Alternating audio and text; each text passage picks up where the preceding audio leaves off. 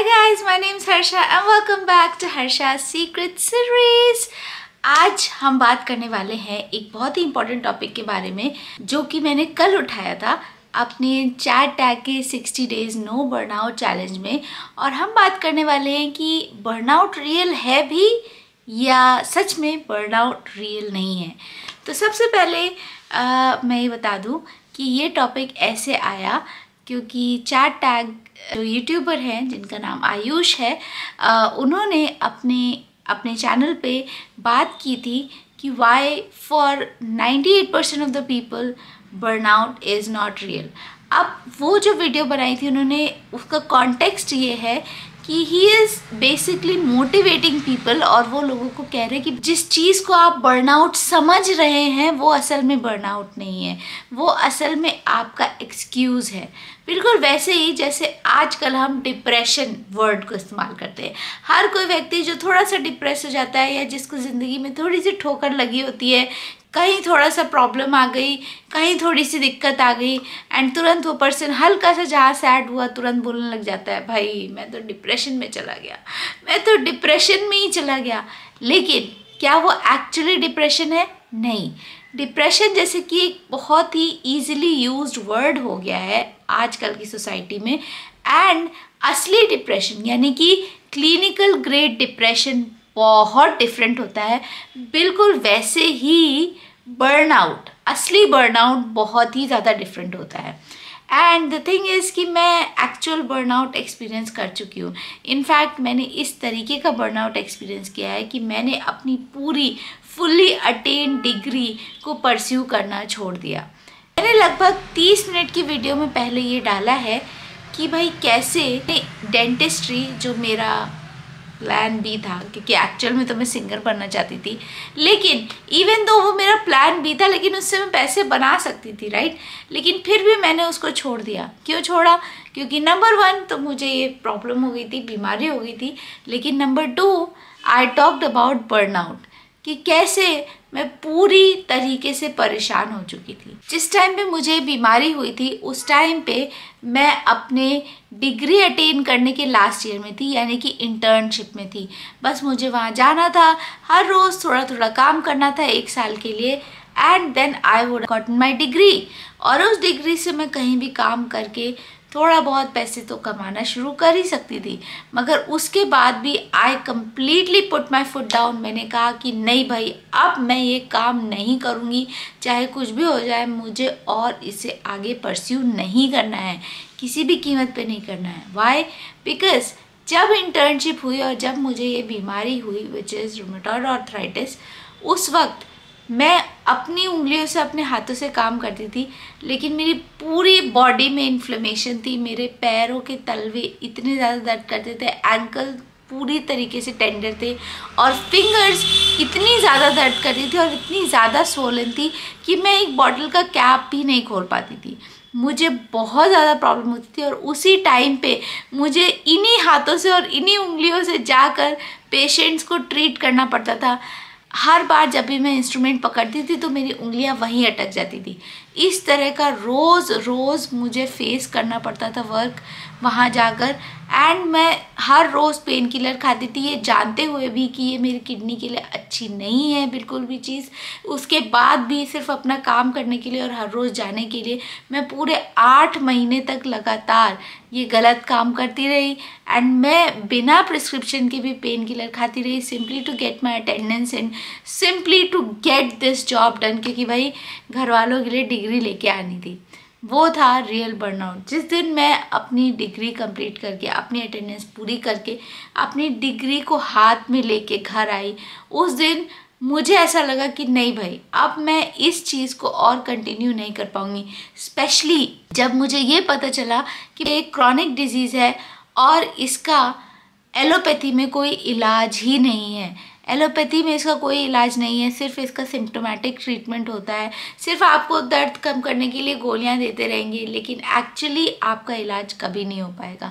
And वो जो hopelessness थी उसने मुझे और भी ज़्यादा स्ट्रॉन्ग कर दिया मेरी कमिटमेंट में कि नहीं भाई, अब मैं और ज़्यादा इस करियर को परस्यू नहीं कर सकती।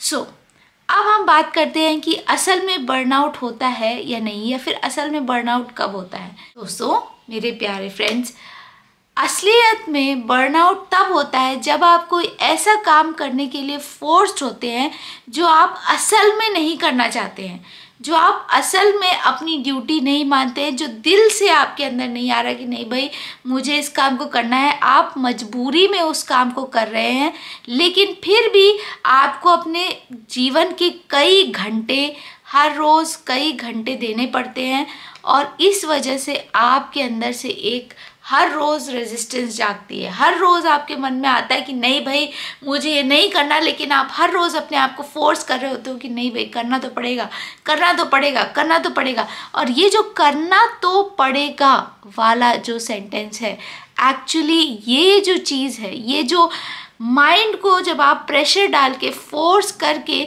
किसी काम में बार बार लगा रहे होते हैं, तो ओवर टाइम आपकी बॉडी में जो कॉर्टिसोल बार बार जमा होता रहता है, उसकी वजह से आता है असली बर्नआउट। और असली बर्नआउट वाले बंदे पूरी तरीके से शरीर से भी गिव अप कर चुके होते हैं और मन से भी गिव अप कर चुके होते हैं। तो अगर आप ऐसी सिचुएशन में नहीं हैं, अगर आपका काम ऐसा है कि जहाँ पे आप आराम से चीज़ों को मैनेज करके अपना टाइम निकाल सकते हैं, एक टाइम आपके पास ऐसा आता है जहाँ पर आप अपने माइंड को ब्रेक दे सकते हैं, देन आई प्रॉमिस यू कि आप अगर डिसिप्लिन्ड रहें, अगर आप अपने माइंड को ब्रेक देने वाले समय में फ़ोन न चला के सिर्फ अपनी आँखों को बंद करके शांति से अपने माइंड को वापस से ग्राउंड ज़ीरो पे आने दें, एंड देन हर रोज़ डिसिप्लिन तरीके से अपना टाइम मैनेज करके चले और सारे काम करें, then I promise you, you will not experience any burnout, you are not experiencing any burnout, और इनफैक्ट आप बहुत ही अच्छे से सारे कामों को जगल कर सकते हैं और अपने गोल्स को अचीव भी कर सकते हैं।